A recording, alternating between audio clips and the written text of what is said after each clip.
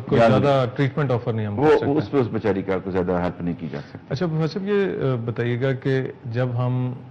Diagnosis early کر دیتے ہیں، کیونکہ بہت سارے لوگ کینسر ایک ایسا لفظ ہے جو وہ سننا نہیں چاہتے، اور اگر کسی کو یہ شک بھی پیدا ہو جائے کہ یہ گلٹی شاید کینسر والی ہوگی تو وہ ڈر کے مارے ڈاکٹر کے پاس نہیں جاتی کہ کہیں وہ یہ بتا نہ دے کہ اس کو کینسر ہے۔ تو یہاں میں یہ پوچھنا چاہوں گا کہ جو آپ کے پریکٹس میں ہے، کیونکہ پچھلے 20-25 سال سے آپ اس شعبے کے ساتھ وابستہ ہیں اور ایک خاصا آپ نے کام کیا اس میں، تو یہ بتائیے گا کہ جو خواتین گلٹی کے ساتھ آتی ہیں، تو یہاں میں یہ ان کے لیے بھی دیکھنا چاہوں گا، تو کتنے % ایسی خواتین ہیں جو کینسر والی گلٹی ہوتی ہے اور کتنے % ایسی ہیں جو کہ ایک سادہ گلٹی کے ساتھ ہے جس میں پریشان ہونے کی کوئی بات نہیں؟ جی، اس میں ایج از ویری امپورٹنٹ۔ جیسے سوال فرمایا کہ ینگر ایج کے اندر جسے ہم فائبروڈنوما کہتے ہیں، آپ نے سنا ہوگا، جسے ماؤس ان دا بریسٹ کہتے ہیں، which is very common in young girls, جو کہ بنائن ہے، جو کہ ہارملیس ہے، جو کہ معصوم ہے۔ ایج اس لیے بڑا امپورٹنٹ ہے کہ ایج اگر 45+ ہے اور ٹاور شیپ میس ہے، گلٹی ہے، تو اس کے چانسز ٹورڈز میلیگنینسی کینسر زیادہ ہے۔ پھر اگین ڈیپینڈ کرتا ہے کہ اس کا وہ سائز کیا ہے، کتنا بڑا سائز ہے، کس حد تک اس کی وہ پھیلی ہے۔ لیکن جو موسٹ نظر آتی ہیں ینگر ایج گروپ میں، دے آر بنائن، بعض کا سسٹ ہوتی ہیں، بعض کا ایپسس ہوتی ہے، خاص طور پہ بعض کے ینگ ایج گروپ میں جو خواتین بچوں کو فیڈ کر رہی ہوتے ہیں، کسی بچے نے بعض کا سر مار دیا تو اندر ہیماٹوما ہو گیا یا ایپسس بن گئی، انفیکشن بن گئی، جو ایج بڑھتی جاتی ہے اس کے چانس میلیگنینسی کے حالت ہے۔ لیکن ضروری نہیں کہ ہر ینگر ایج کو میلیگنینسی نہیں ہو سکتی۔ ابھی پرسوں چوتھ میں نے ایک ینگ لڑکی دیکھی جس کی عمر 27 سال کی تھی بیچاری کی، تو شی ہیڈ میس اور اس کی بایوپسی کی اور سالڈ میس ہے تو کور بایوپسی کی تو اس کے بیچاری کا وہ کینسر نکل آیا۔ لیکن شکر اللہ کا یہ ہے کہ وہ اسی تشخیص کے اندر وہیں بیٹھی ہوئی تھی، and the diagnosis was made within less than 24 hours including the laboratory diagnosis. مقصد گزارش کرنے کا یہ ہے کہ خواتین کو اس چیز سے نہیں گھبرانا چاہیے، جیسے کہ اگر بلی آئی ہے تو کبوتر آنکھیں بند کر لے تو بلی واپس نہیں جائے گی، بلکہ اب جو ٹرینڈ آ رہا ہے خواتین میں میموگرام کے حوالے سے، میں خاص طور پہ خواتین ماشاءاللہ ہماری کافی اس حد تک پہ ہیں کہ خود جاتی ہیں اسکریننگ پروگرام کے تحت، کہ ایوری لیڈی از 40+، اس کو آفر بھی کرنا چاہیے کہ جا کے میں اپنا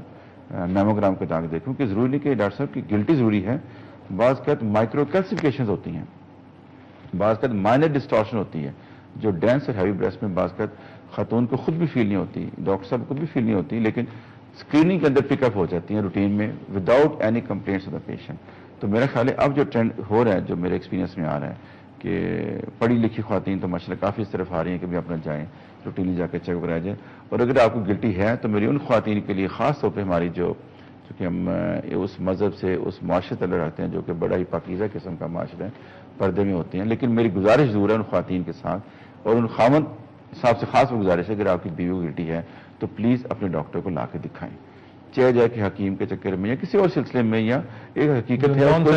نان سائنٹیفک سے اس کو شفا تو خدا تعالیٰ کی ذات دیتی ہے، خدا تعالیٰ نے یہ بھی کہا ہے کہ اس کا علاج کرو، شفا میں نے دینی ہے، تو جو پراپر سائنٹیفک جیسے آپ نے فرمایا ضرور پلیز اپنے ڈاکٹر کو جا کے دکھائیں، اس میں بہتری ہے، علی تشخیص ہو جائے گی تو خاتون الحمدللہ بچ کے نارمل زندگی بچوں کے لیے سارا۔ اچھا یہ بتائیے گا کہ جو میموگرافی کا جو پروسیجر ہوتا ہے یہ کوئی ایک سادہ سا ایکس رے ہے، کوئی کمپلیکیشن ہے، کتنا ٹائم اس کے اندر لگ جاتا ہے؟ کیونکہ لوگ اب اسکریننگ کے لیے اگر آ رہے ہیں تو ڈر بھی رہے ہوتے ہیں کہ ریڈیشن ہے، جیسے آپ نے پہلے خود بھی کہا کہ ریڈیشن ہمیں نقصان نہ دے، الٹرا ساؤنڈ نہیں ہے ریڈیشن ہے، تو کتنا نقصان اس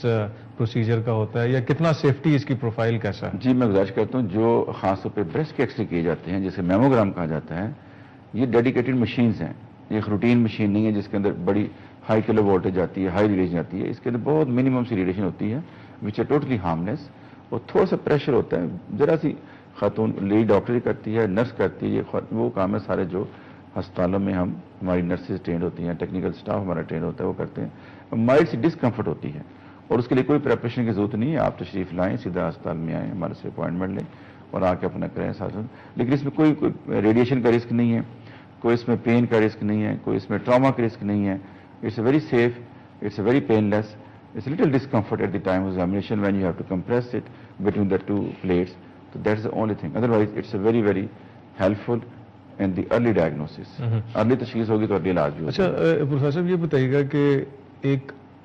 کون سی خواتین آپ سمجھتے ہیں کہ جو ہائی رسک گروپ ہے، جن کو کیونکہ ظاہر بات ہے ہماری پاپولیشن بہت زیادہ ہے، بے شک گنگا رام ہاسپٹل جہاں آپ ہیڈ آف دی ڈپارٹمنٹ ہیں، فیسلٹیز وہاں اویلیبل ہیں، لیکن ہم اگر پورے شہر کو یہ بتا دیں کہ آپ آ جائیں اور ہم فری شاید میموگراف آپ کا کریں گے، which may not be practical possible, تو کون سے ایسی خواتین ہیں جن کو آپ یہ سمجھانا چاہیں گے کہ یہ وہ گروپ ہے جس میں بریسٹ کینسر کا چانس ہے and they should come to the hospital اور انہیں دکھانا بڑا چاہیے؟ اچھا سوال پوچھا. سب سے پہلے تو وہ جن کی فیملی ہسٹری ہو،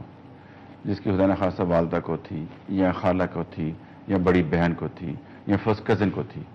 اگر آپ کی فیملی میں ایسی خواتین ہیں جو آپ سے ایلڈرلی تھی اور ان کو یہ اگر مسائل ہوئے ہیں تو you are more risky as compare to a normal lady جس کی فیملی میں کوئی نہیں ہے. ایک تو یہ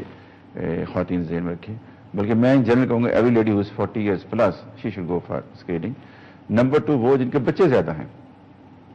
جن کے 5-6 بچے ہیں، ان میں بھی اس قسم کا رسک اس کا زیادہ ہوتا ہے. لیکن خاص طور پہ ان لوگوں میں، خواتین میں جن کی فیملی ہسٹری ہو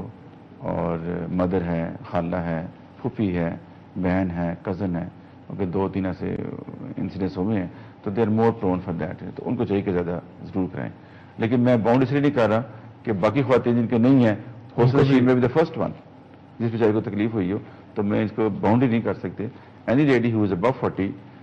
میں ضرور کہوں گا کہ اس کو اپنا اسکریننگ میموگرام کرائیں. لیکن اگر کسی خاتون کی گلٹی فیل ہو گئی ہے تو بیسٹ از فرسٹ آپ الٹراساؤنڈ کریں